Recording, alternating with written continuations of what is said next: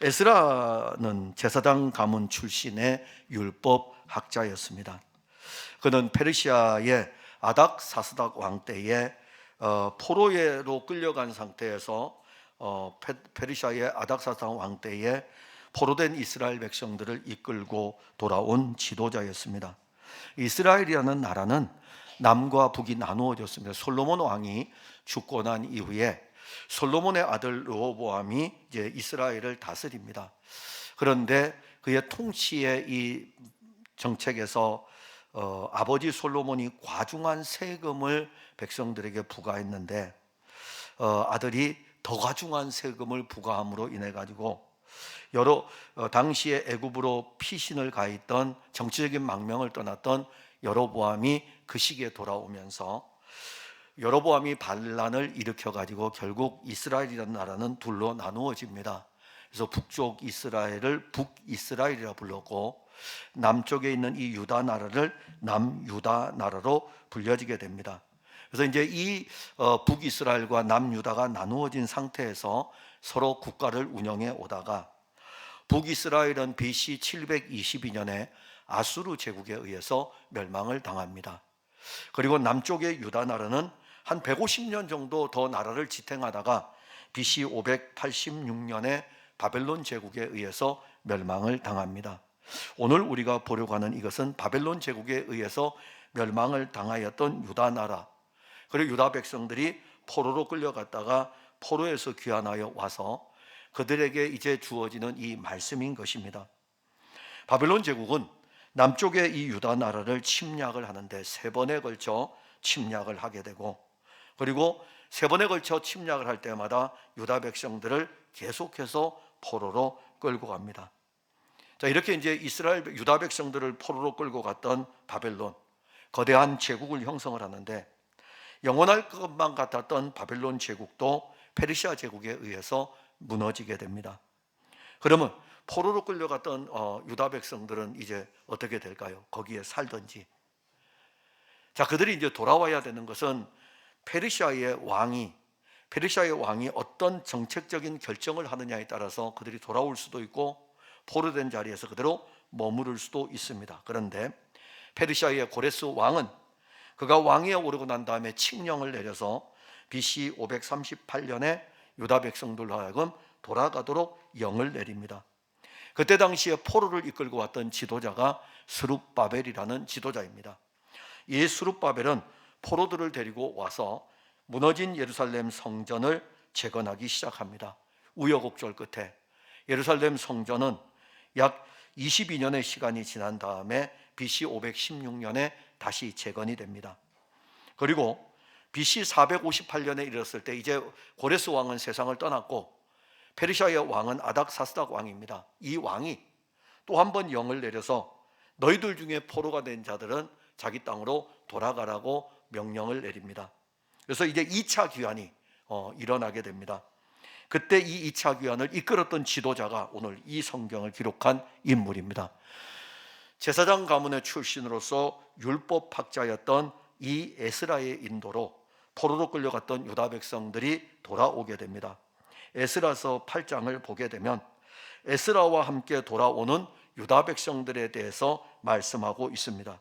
아닥사스닥 왕이 자, 유다 백성들 너희들 포로로 끌려왔느냐? 이제는 돌아가라 라고 귀환령을 내렸을 때에 에스라가 포로에서 돌아갈 사람들을 다 아하와 강가로 다 불러 모읍니다.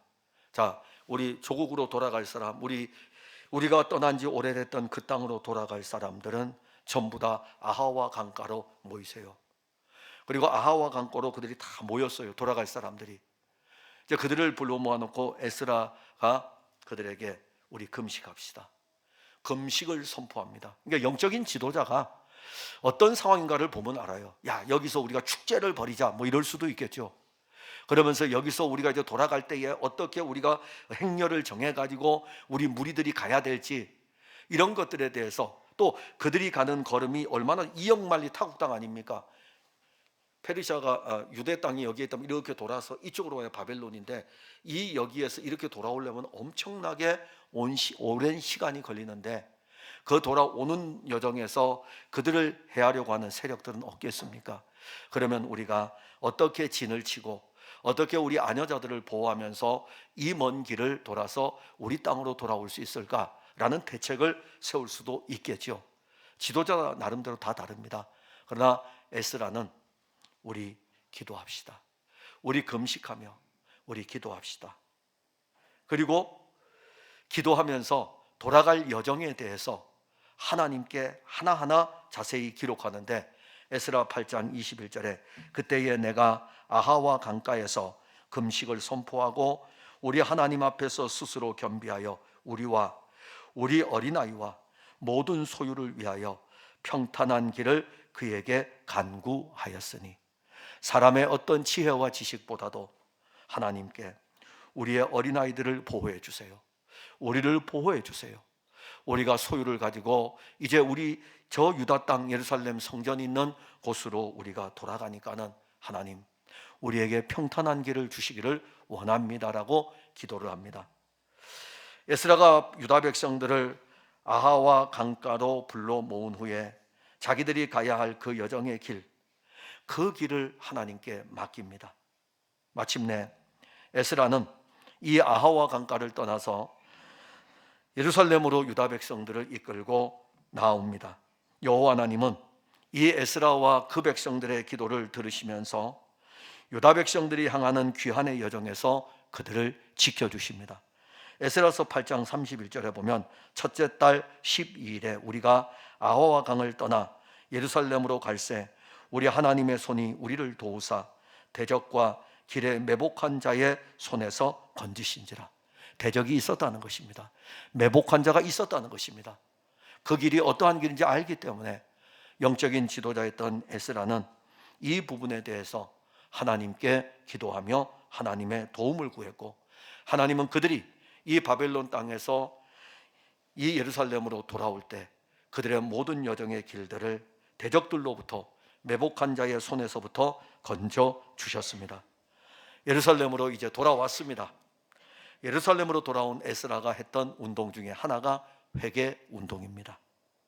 에스라가 주도하는 회개 운동이 9장에 기록되어져 있습니다. 우리 오늘은 9장을 읽었습니다.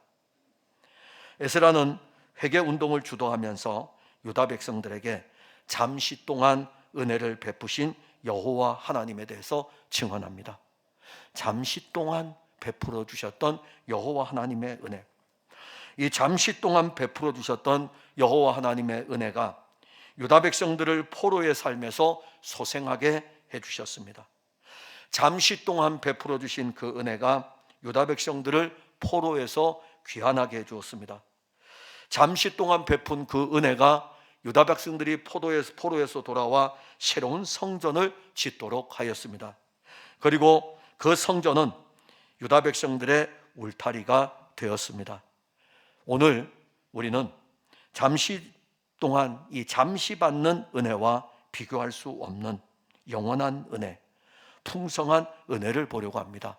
잠시 받는 은혜도 이렇게 엄청난데 항상 주어지는 은혜, 영원한 은혜, 그 은혜 안으로 들어간다면, 그 은혜 안에서 그 은혜의 풍성함을 맛본다면 우리에게 어떤 역사들이 일어날 것인가? 그 은혜는, 잠시 동안에 이 베풀어진 이 은혜는 사실 포로 생활을 하는 중에 하나님이 주신 것입니다. 8절에 보면 이제 우리의 하나님 여호와께서 우리에게 잠시 동안 은혜를 베푸사 얼마를 남겨두어 피하게 하신 우리를 그 거룩한 처소에 박힌 목과 같게 하시고 우리 하나님이 우리 눈을 밝히사 우리가 종노릇하는 중에서 조금 소생하게 하셨나이다. 자, 이제 이 말씀을 우리가 알려면 포로로 끌려간 유다 백성들을 알아야 됩니다. 그렇지 않으면 이 말씀을 이해하기 어려워요. 유다 백성들이 포로로 끌려갔습니다. 근데 이 포로로 끌려간 유다 백성들이 어떤 존재들인가? 이 포로로 끌려간 유다 백성들이 은혜를 입은 백성들이에요. 포로로 끌려갈 때에도 잠시 동안 그들은 하나님의 은혜를 입었습니다. 그래서 에스라는 포로로 끌려간 유다 백성들을 이렇게 표현합니다. 얼마를 남겨두어 피하게 하신 우리라. 바벨론이 침략을 해가지고 예루살렘이 막 초토화되는 그 상황에서 남겨둔 사람들, 하나님이 우리에게 은혜를 베풀어 주셔서 얼마를 남겨두어 우리를 피하게 해주셨다. 유다 나라는 하나님께 범죄하였고 하나님은 이 범죄한 유다 나라를 향하여 징치하시는데 엄청나게 센 매를 들고 계십니다. 이 매는 바벨론 제국이에요. 바벨론이라는 나라를 통해 가지고 유다 나라를 때리십니다. 유다 나라의 멸망이 아주 임박해 오고 있습니다. 근데 하나님은 유다 나라를 멸망시키는 이 과정 속에서 바벨론을 들어서 매를 대는 그 상황이 진행될 때에도 하나님의 은혜는 또 베풀어졌습니다. 그래서 하나님은 예레미야 선지자를 통해서 유다 나라의 멸망에 대해서 선포를 합니다. 문제는 유다 백성들이 여호와 하나님의 말씀을 듣지를 않았습니다. 늘 베풀어주는 은혜, 순간순간마다 베풀어주는 은혜, 그 은혜의 말씀들이 우리에게 있음에도 불구하고 유다 백성들은 귀를 닫았어요. 그리고 유다 백성들은 주변에 있는 거짓 선지자들의 미혹, 여기 거짓 선지자라고 하는 것은 하나님의 말씀을 가지고 자기 생각을 전하는 것입니다. 그러니까 거짓 선지라고 했을 때에 아예 다른 것이 아니라 하나님의 말씀이 자기에게 오지도 않았는데 마치 자기에게 하나님의 말씀이 온 것처럼 하나님의 말씀으로 이야기하는 것입니다. 선지자는요, 원래 아무 말도 하지 않는 자예요. 선지자로 부름을 받을 때에는 여호와의 말씀이 그 사람에게 임하여야 됩니다. 그러면 그 사람에게 여호와의 말씀이 임하면 그 사람은 이제 선지자의 사역을 해야 돼요. 여호와의 말씀이 그 사람에게 임하면 그 사람은 여호와의 말씀을 가지고 백성들에게 선포해야 됩니다. 다른 말을 해서는 안 됩니다. 여호와 하나님이 주신 그 말씀만을 백성에게 전해야 됩니다. 듣든지 아니 듣든지 전해야 됩니다. 그것이 이스라엘 백성들이 들을 때에 괴로운 말씀이라도 전해야 됩니다. 그 말씀이 이스라엘 백성들을 행복하게 하는 말씀일지라도 전해야 됩니다. 그거는 이스라엘 백성들의 형편에 따라서 이스라엘 백성들이 이 말씀을 받을까 안 받을까 이거는 상관없습니다. 하나님이 하고자 하시는 일들을 하기 위해 가지고 하나님은 선지자를 세워 가지고 이 백성들에게 전파하도록 하신 것입니다. 그러나 거짓 선지자들은요, 지금 예레미야 선지자가 전하는 것은 바벨론이 우리 유다단을 칩니다. 우리가 하나님께 범죄했기 때문에 하나님은 바벨론을 들어서 우리를 치는 것입니다. 근데 전쟁은 아직 안 일어나고 있어요. 그럴 때에 이 거짓 선지자들이 일어나서 하나님의 말씀이 너에게 임하였느냐? 하나님의 말씀이 우리에게 임하였는데 우리가 언제 바벨론에 의해서 멸망당한다고 하느냐? 우린 지금처럼 평안할 것이고 앞으로도 평안할 것이고 영원히 평안할 것이라고 그렇게 하면서 자기 생각대로 하나님이 하신다라고 하면서 전하는 겁니다. 어느 말에 여러분들 넘어가겠습니까? 이 세상은 미혹의 영이 움직입니다. 미혹의 영이 활동을 하고 있다고요. 하나님의 말씀보다는 자기와 관계된 자기 중심이 된, 그리고 자기를 통해서 자기가 관계돼서 자기가 잘 되는 이 모든 것에는 쉽게 그 말씀에 빠져들어갑니다. 그게 우리 모습에 어쩔 수 없어요. 우리가 하나님의 영을 받았을지라도 지금도 미혹의 영은 우리 가운데 활동을 합니다.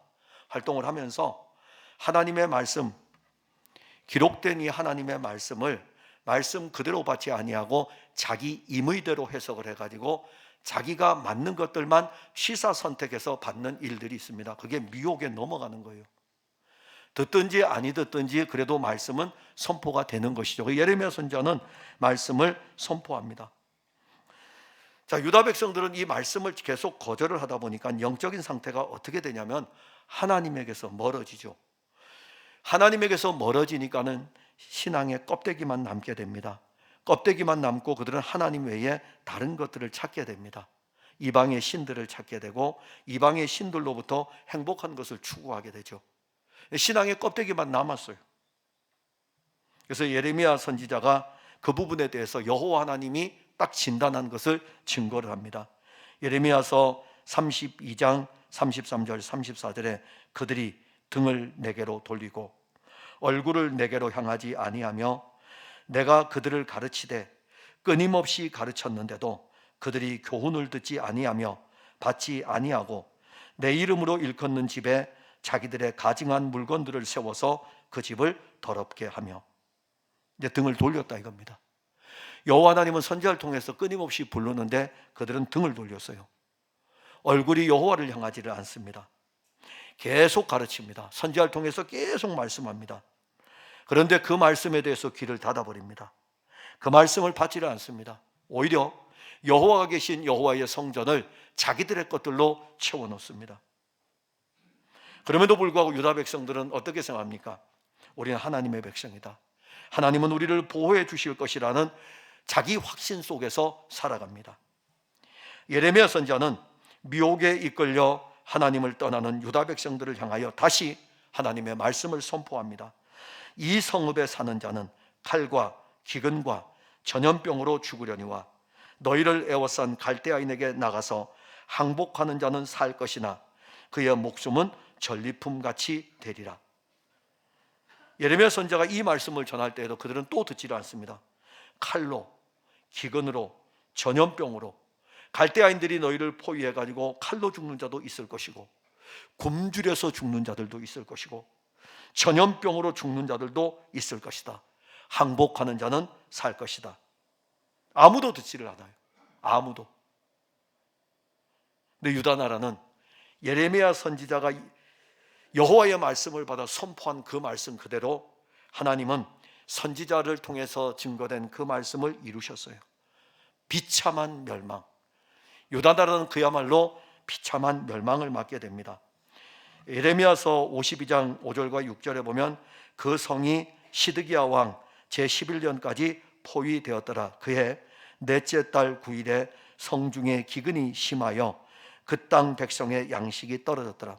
성을 포위를 해가지고 출입하는 자가 없으니까 성 안에 있는 양식이 다 떨어지니까 이제 먹을 것이 없는 거예요. 그래서 굶주려서 죽는 것입니다. 이제 이 성이 함락이 됩니다. 이 성이 함락이 되니까는 굶주려 죽은 자도 나올 뿐만이 아니라 함락되면서 성 안에 있는 모든 집이 불타버립니다. 예루살렘 성은 무너져 버립니다. 성벽도 파괴돼 버립니다. 근데 그 중에 항복한 사람은 살았어요. 예레미야서 52장 15절에 사령관 느부사라단이 백성 중 가난한 자와 성중에 남아있는 백성과 바벨론 왕에게 항복한 자와 무리의 남은 자를 사로잡아 갔고 바벨론에 항복한 무리들을 바벨론의 포로로 끌고 갔습니다. 그들을 우리는 남은 자들이라, 이렇게 이사야 선지자의 남은 자가 나오는데 남은 자들이라 이렇게 이야기를 합니다. 하나님께서 유다 백성들을 통해서 이루실 구원을 위해서 남겨둔 자들이 왜 남겨두었겠습니까? 세상에서 5년을 더 살면 뭐합니까? 10년을 더 살면 뭐합니까? 어차피 인생은 60에도 세상을 떠날 수 있고 70에도 80에도 세상을 떠날 수 있습니다. 단 우리가 육체를 입고 있기 때문에 좀 더 살고 싶은 욕망이 있는 것은 사실입니다. 그런데 여기 포로로 끌려간 사람들이 생명을 유지하기 위해서 포로로 끌려간 것이 복입니까? 아닙니다. 하나님은 이 남은 자들을 위해서 하나님이 하고자 하실 일들을 하기 위해서 이들을 남겨두신 것입니다. 오늘 여러분들을 왜 예수 믿게 하고 신앙 안에서 살게 합니까? 하나님의 일을 위해서 여러분들을 부르신 것입니다. 남은 자들은 그래서 하나님의 은혜를 입은 자들이에요. 그들은 포로로 끌려가서도 하나님의 은혜를 입게 됩니다. 8절에 보면 자, 남은 것도 은혜요. 그 다음에 포로로 끌려갔는데 은혜를 또 입어요. 8절에 이제 우리 하나님 여호와께서 우리에게 잠시 동안 은혜를 베푸사. 포로로 끌려간 상태에서 하나님은 버려두지 아니하시고 은혜를 베풀어 주십니다. 그것도 잠시 동안 베풀어 주셔요. 순간순간 받는 그들의 은혜는 하나님의 보살핌이었습니다. 순간순간 받는 그들의 은혜는 바벨론 포로 생활 중에 계속되면서 소생하게 하는 힘이었습니다. 살아가는 힘이었어요. 순간순간 받는 은혜가 이 세상을 살아가는 힘이에요. 오늘 우리들이 살아가는 이것이 하나님의 은혜로 말미암아 사는 것입니다. 그런데 이 잠시 받은 이 은혜가 8절에 보면 거룩한 처소에 박힌 못이라고 말씀을 합니다. 자, 이것은 무엇을 말할까요? 거룩한 처소에 못이 박혀 있다. 이 못은 뺄 수 없어요. 거룩한 처소에 박혀 있는 못, 흔들리지 않는 못입니다. 이것은 유다 백성들의 영적인 정체성을 말합니다. 이들을 바벨론 포로로 이들이 바벨론의 포로로 끌려갔지만 예루살렘 성전은 다 무너졌고 바벨론의 포로로 끌려갔지만 이 바벨론 포로에서 바벨론화 되기가 쉽겠죠. 바벨론 사람이 될 수가 있겠죠. 오죽하면 유다에서 포로로 끌려간 유능한 사람들을 바벨론화 시키기 위해 가지고 바벨론의 느부갓네살 왕이 온갖 회유를 다 하지 않습니까? 그러나 다니엘의 세 친구는, 다니엘도 그렇고 다니엘의 친구들은 그들의 믿음을 지키지 않습니까? 왜냐하면 바벨론화 되는 것을 우리는 거절한다 이겁니다. 우리는 히브리인이라 이거죠. 우리는 하나님의 백성이라는 것입니다. 자, 이제 포로로 끌려갔어요. 포로 생활합니다. 시간이 많이 지났습니다. 시간이 많이 지나면 우리는 세속화될 수가 있을 수밖에 없어요. 교회를 처음 다닐 때에는 정말 은혜를 갈급히 사모하게 되고 그 은혜에 감격하고 십자가의 노래만 나오면 그 십자가의 찬송을 통하여 가지고 기뻐하며 즐거워하며 눈물 흘리던 우리들이 어느덧 언제부터인지 예수 그리스도 그 십자가의 찬송이 불려질 때에도 우리에게 피상적으로 되뇌이는 우리의 고백이 되지 않았습니까? 우리도 모르는 사이에 신앙생활이 30년, 40년이 될수록 더 좋아지는 것이 아니라 세속화되게 되죠. 그럼 유다 백성들은요, 포로로 끌려가 있습니다. 이들의 영적인 정체성이 안 흔들리겠습니까? 그런데 그들은 거룩한 처소에 박힌 못이다. 이들의 신앙이 흔들리지 않도록 잠시 동안 은혜를 베풀어 주신 것입니다. 그들이 잘한 것이 아니에요. 잠시 동안 베풀어 주신 그 은혜가 그들의 이 신앙을 영적으로 흔들리지 않도록 붙들어 준 것입니다. 그리고 잠시 동안 받은 은혜는 생명의 소생을 누리게 하는데 8절에 우리 하나님이 우리 눈을 밝히사 우리가 종노릇하는 중에서 조금 소생하게 하셨나이다. 조금 소생하게 하셨나이다. 잠시 동안 베푸신 은혜가 조금 소생하게 하셨나이다. 우리는 예수 그리스도로 말미암아 조금 소생이 아니라 그 생명을 가진 자들이죠. 생명을. 그런데 여기 오늘 유다 백성들에게 조금 소생하게 하셨나이다.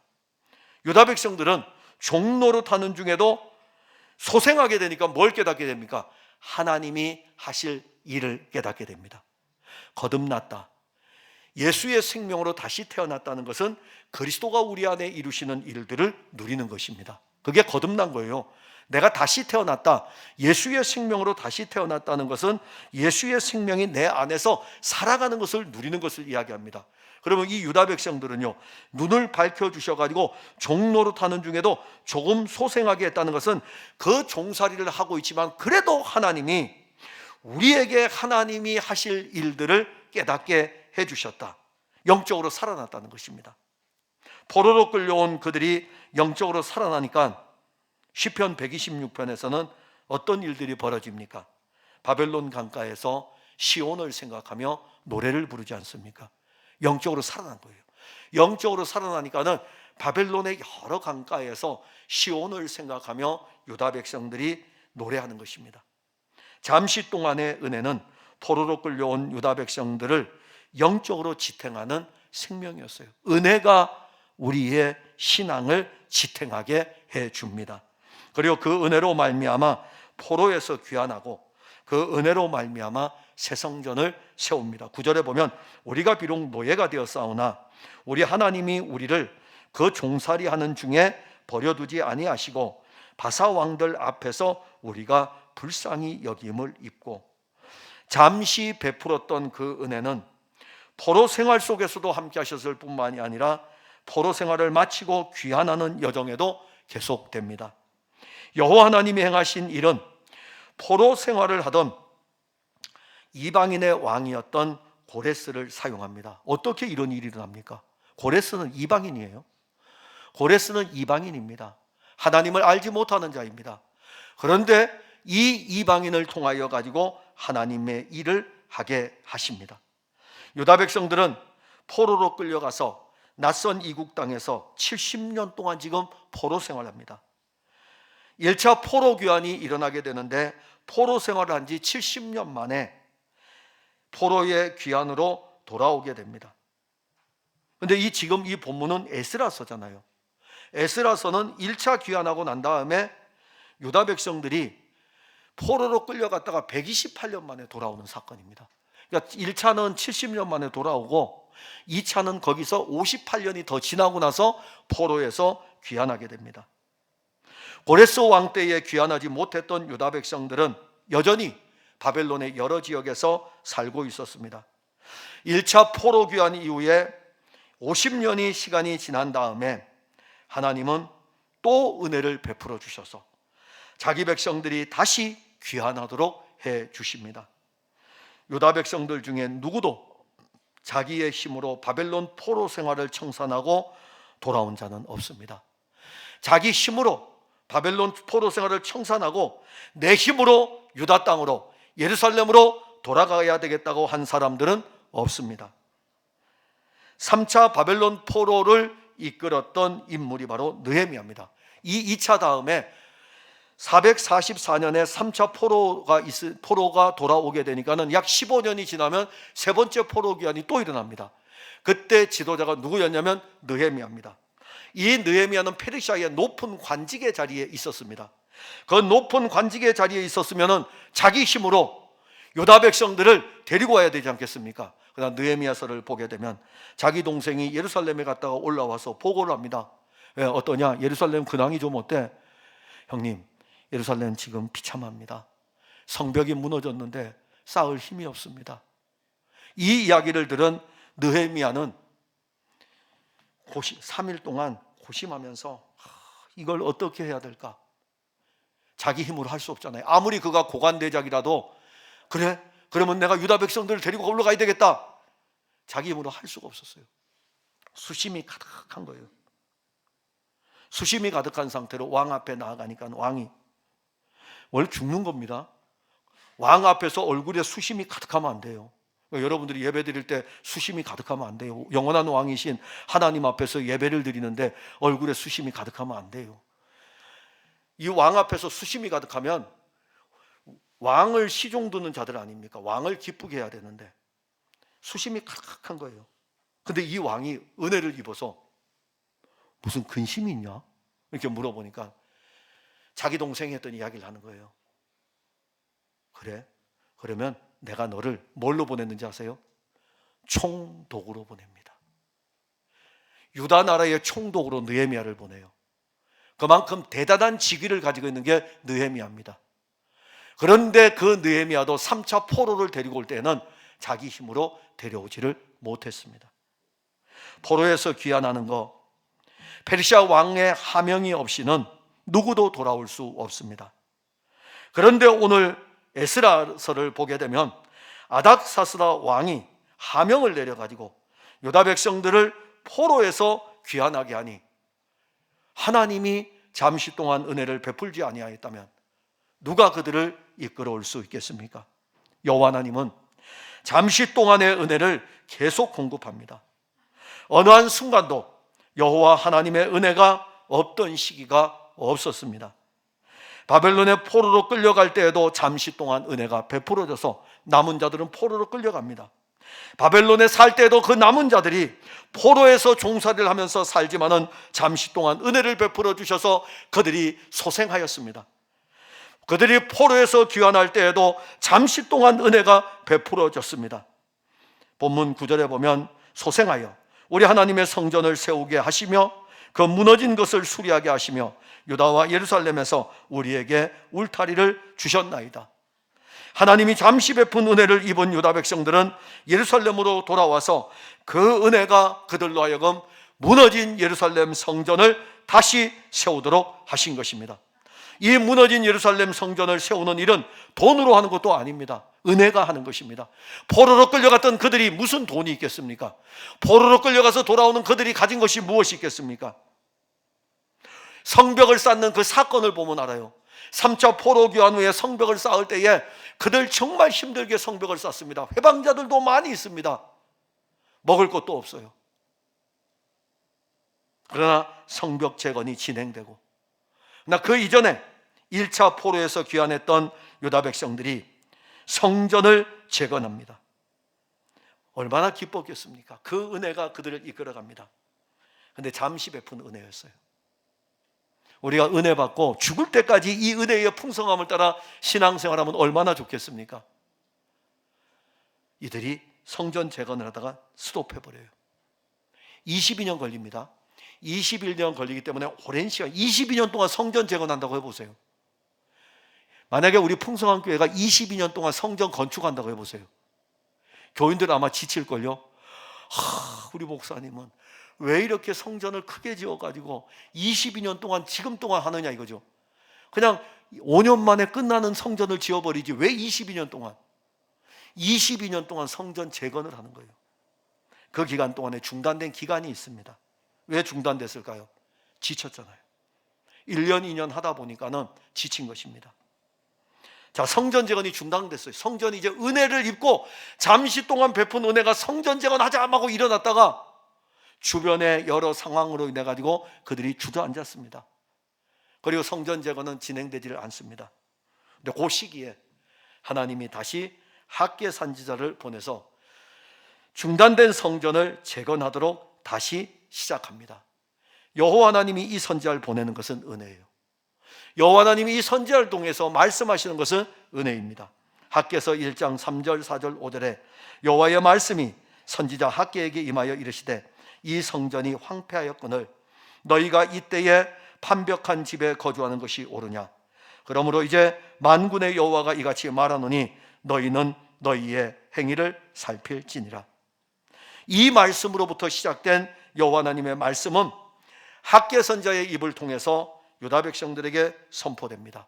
그게 바로 여호와 하나님의 말씀이 잠시 동안 베푸는 은혜였습니다. 그들이 이 은혜의 말씀을 듣습니다. 그리고 그들이 학개 선지자를 통해서 선포된 이 은혜의 말씀을 들으면서 그들이 고백을 합니다. 학개서 1장 14절에 여호와께서 스알디엘의 아들 유다 총독 스룹바벨의 마음과 여호사닥의 아들 대제상 여호수아의 마음과 그 남은 모든 백성의 마음을 감동시킨 거예요.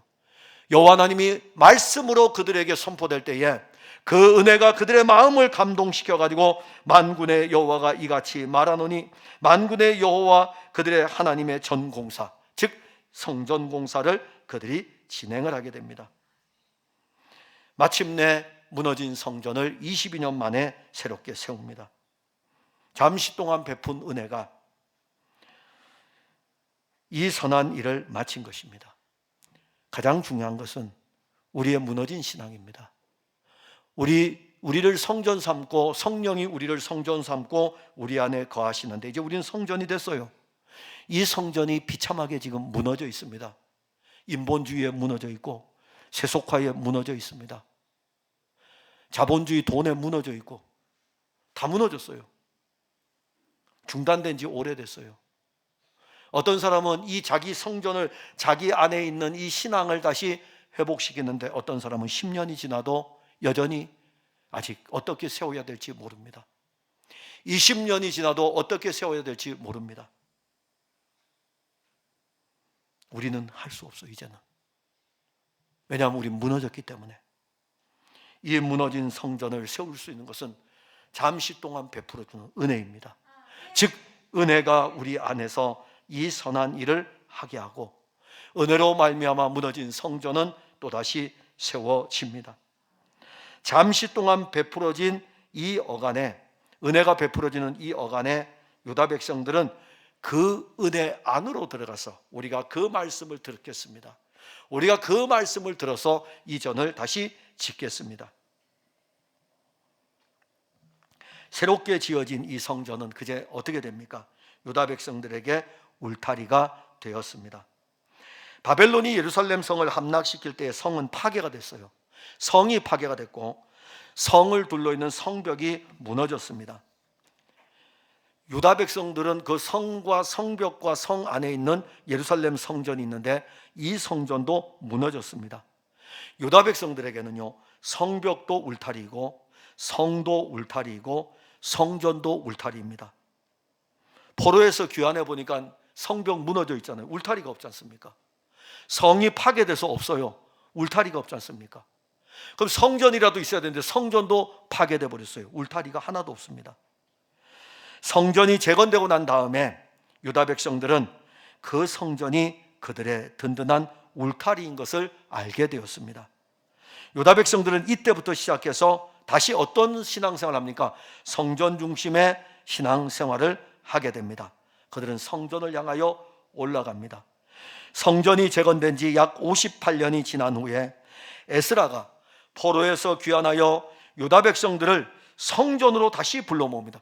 성전이 재건되고 58년이 지난 다음에 유다 백성들이 바벨론에서 2차 포로 귀환을 지금 하는 거예요. 하고 나서 무너졌던 성전이 재건된 그 자리에서 성전 재건된 지 58년 만에 말씀 운동을 거기에서 시작하고 금식 운동, 대각성 운동을 거기에서 시작합니다. 바로 유다 백성들에게는 이 성전이 울타리였던 것입니다. 우리는 지금도 은혜가 잠시 동안의 은혜가 아니라 지금은 은혜가 계속해서 끊임없이 이 시간에도 공급되고 있는 것을 알아야 합니다. 요한복음 1장 14절에 보면 말씀이 육신이 되어 우리 가운데 거하심에 우리가 그의 영광을 보니 아버지의 독생자의 영광이요 은혜와 진리가 충만하더라. 하나님의 아들 예수는 말씀입니다. 그 말씀은 생명입니다. 그 생명의 말씀이 육신이 되었습니다. 육신이 된 그 말씀은 그 입으로 말씀을 친히 선포하였습니다. 예수님이 말씀을 선포할 때마다 말씀이 육신이 되신 그분이라는 것을 증명하기 위해서 말씀대로 그대로 이루어졌습니다. 하나도 안 이루어진 것이 없습니다. 예수께서 나사로야 나오라면 사망도 깨트리면서 나사로는 나오는 것이 예수님 입에서 나오는 말씀은 그대로 이루어집니다. 물이 포도주로 변하는 것도 예수님이 말씀하시면 말씀대로 이루어지는 일인 것입니다. 육신으로 오신 그 그리스도는 은혜 그 자체입니다. 은혜와 진리가 충만하더라. 우리가 그의 영광을 보니 아버지의 독생자의 영광이요 그분 자체가 은혜가 충만이에요. 그분 자체가 진리가 충만입니다. 그러면 육신으로 오신 그분이 이제는 누구한테 있습니까? 우리 안에 거하시니 말씀이 육신이 되셨고 육신이 되신 그분이 말씀대로 진행하시고 그 말씀이신 육신 그분이 우리 안에 거하셨는데 우리가 아버지의 영광을 보니 은혜와 진리가 충만하더라. 그분 자체가 우리 안에 거하심으로 말미암아 우리는 그분의 은혜로 충만한 것입니다. 그러니까 거하심의 은혜가 은혜의 충분이에요. 거하심의 은혜가 은혜의 전부입니다. 은혜 자체가 우리에게 말씀으로 와서 육신이 말씀으로 와서 우리 안에 거하시는 것입니다. 우리에게 이루어진 이 은혜는 잠시 동안 베풀어 주신 은혜가 아니라 항상 있는 은혜, 영원한 은혜가 우리에게 온 것입니다. 우리에게 온 이 은혜는 시간적으로 본다면 영원이에요. 공간적으로 본다면 어디에서 활동하든지 간에 우리가 있는 그곳에는 하나님의 은혜가 항상 우리와 함께하는 것입니다. 우리의 신앙의 시작과 우리의 신앙의 진행과 우리의 신앙의 마침에는 은혜가 이끌어갑니다. 은혜가 하나님의 은혜에 충만이신 그리스도가 우리의 신앙의 출발과 함께 하셨고 그 은혜가 우리의 신앙의 진행과 함께하고 있으며 그 은혜는 우리가 이 세상을 떠날 때까지도 우리와 함께합니다. 거대한 이 세상의 제국 바벨론입니다. 바벨론은 온갖 더러운 영들이 모여있는 곳입니다. 요한계시록 18장에 온갖 더러운 영들이 바벨론에 모여 있어요. 이 온갖 더러운 영들이 거기에 모여가지고 땅에서 올라오는 짐승들, 바다에서 올라오는 짐승들이 그리스도의 몸된 교회, 하나님의 어린 양의 피로 구속함을 얻은 이 교회를 허물어뜨리기 위해서 양떼들을 허물어뜨리기 위해 가지고 더러운 영들이 이 바벨론이라는 세상 제국에서 활동하고 있습니다. 지금도 많은 그리스도인들이 바벨론 제국의 포로가 되어 가지고 끌려가고 있습니다. 세속의 물결에 끌려가고 있습니다. 인본주의에 끌려가고 있습니다. 도대체 이 거대한 바벨론 제국, 이 세상을 그리스도인들이 이길 수 있겠습니까? 목사님도 목회를 하지 말고 직장 생활 좀 해보시죠. 직장 생활이 얼마나 고달픈 줄 아십니까? 그렇게 이야기할 수 있겠죠. 여러분들이 그럼 목회해 보세요. 바꿔 해봅시다. 여러분들이 목회해 보세요. 목회자도 거대한 세상 속에서 목회하는 것이고요, 여러분들 직장 생활도 거대한 세상 속에서 직장 생활하는 것입니다. 그러면 초기에 수많은 순교자를 양산했던 그 초기의 그리스도인들은 세상 밖에서 신앙생활 했습니까? 세상 안에서 신앙생활 했습니다. 그들은 바벨론 제국보다 더한 거대한 로마 제국 안에서 신앙생활을 했습니다. 우리는 그들을 이겼다고 이렇게 이야기합니다. 예수님 이 세상에 오실 때에 거대한 바벨론 제국 안으로 온 거 아닙니까? 이 세상 안으로 하나님의 아들이 오신 것 아닙니까? 하나님의 아들이 이 세상 밖에서 여러분들을 부르셨습니까? 이 세상 안에 오셔가지고 우리를 부르신 것 아닙니까? 그런데 예수님은 이겼다고 선포했어요. 이김은 이것이니 우리의 믿음이니라. 보십시오. 세상에서는 우리가 환난을 당하죠. 그러나 예수님 말씀하셨어요. 내가 세상을 이겼다고. 그러면 이 거대한 바벨론 제국을 이길 힘은 잠시 동안 베푼 은혜가 유다 백성들로 하여금 이기게 하였다면, 항상 베풀어 주시는 그 은혜가 우리 안에 거하시기에 그 거하심의 은혜의 풍성함이 이 거대한 바벨론 제국을 이기는 힘이 아니겠습니까? 주님은 지금도 계속해서 은혜를 베풀고 있습니다. 그리고 그리스도의 은혜는 우리 안에 거하시기 때문에 이제는 실제가 되어가지고 이 거대한 세상 안에서 우리를 보호하고 계십니다. 구속함을 받은 주의 백성들은 바로 여러분들입니다. 지금도 주님은 은혜를 공급합니다. 그리고 여러분들은 이 세상에서 날마다 그리스도의 성전을 새롭게 이렇게 지어갑니다. 오해하지 마세요. 육체의 성전이 아닙니다. 여러분들 손으로 눈에 보이는 건물을 지으라고 하는 것이 아니고, 우리를 성전 삼으시고 우리 안에서 이 성전을 지어가는 그 성전이 그리스도로 말미암아 그리스도가 베푸신 은혜로 날마다 새롭게 지어갑니다. 우리 안에 지어진 이 새로운 성전은, 이 성전이 지어져 가면 지어져 갈수록 옛적의 바벨론 제국이 이제 그 세상의 거대한 성은 무너지게 되는 것입니다. 언제까지 이 성전을 방치해 두겠습니까? 은혜를 입은 여러분들인데, 은혜가 우리 안에서 일하는데, 참 성전이신 예수 그리스도께서 우리에게 오셔서 이제는 우리 개인반이 아니라 우리를 한 몸의 교회로 세워가면서 내가 모퉁이 돌이 될게, 내가 모퉁이 돌이 될 테니까 우리 모두가 하나하나 연결하여서 한 몸의 교회로 세워가자.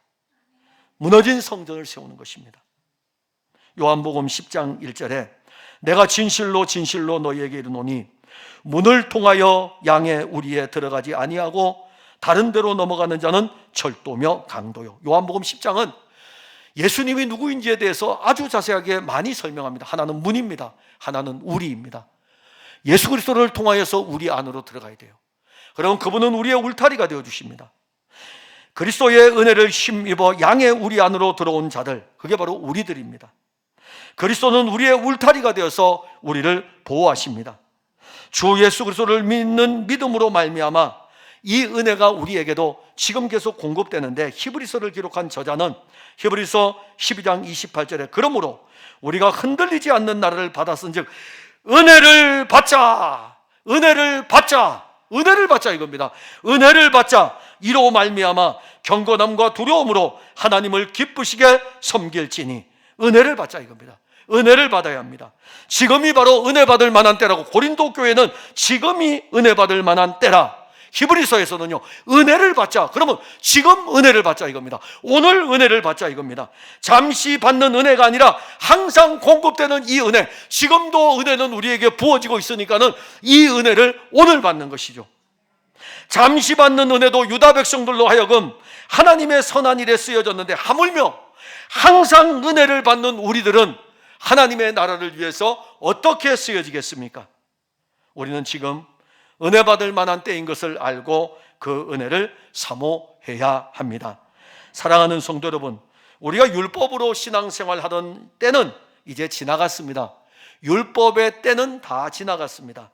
우리에게 오신 주 예수 그리스도는 우리를 항상 은혜로 이끌어 갑니다. 그 은혜는 우리가 영원한 도성에 이를 때까지 계속 공급하여 줄 것입니다. 잠시 받는 은혜도 하나님의 영광을 위한 삶으로 나아갔는데, 하물며 영원히 공급되는 그 은혜를 받은 우리들의 삶은 어떠하겠습니까? 이제 우리는 바벨론 제국 안에서 더 이상 바벨론의 이 세상에서 이 세상의 포로로 사는 것이 아니라 은혜들 받은 자들로서 새로운 성전이신 그리스도를 날마다 지어가는 삶이 되는 것입니다. 항상 공급되는 은혜가 우리에게 부어지기 때문에 그 은혜는 이제 여러분들의 신앙의 울타리가 되어집니다. 든든할 거예요. 걱정하지 마셔요. 율법으로는 우리가 볼 수 없는 놀라운 은혜가 그리스도로 말미암아 우리에게 주어졌고, 그분은 우리의 울타리가 되셔가지고 우리를 보호해 주십니다. 잠시 받은 은혜와 비교할 수 없는 영원한 은혜, 그 풍성한 은혜가 예수 그리스도로부터 우리에게 주어짐을 누리기 바랍니다. 기도하겠습니다. 하나님, 은혜를 감사합니다. 오늘 우리에게 잠시 받는 이 은혜, 잠시 베푼 이 은혜가 어떠한 일을 했는지 우리는 보았습니다. 그런데 지금은 우리에게 이 영원한 은혜를 주었습니다. 오늘도 주는 은혜요, 내일도 쏟아부어 주는 은혜요, 모레도 공급하여 주는 은혜요, 이 은혜가 그리스도로 말미암아 우리에게 계속해서 부어지고 있습니다. 이 은혜 아래서 주의 백성들이 살게 하시고, 이 은혜 아래서 저들이 자기의 신앙의 성전을 세워가게 하시고, 이 은혜 아래서 자기의 울타리가 되시는 그리스도를 보게 하여 주옵소서. 예수님 이름으로 기도하옵나이다. 아멘.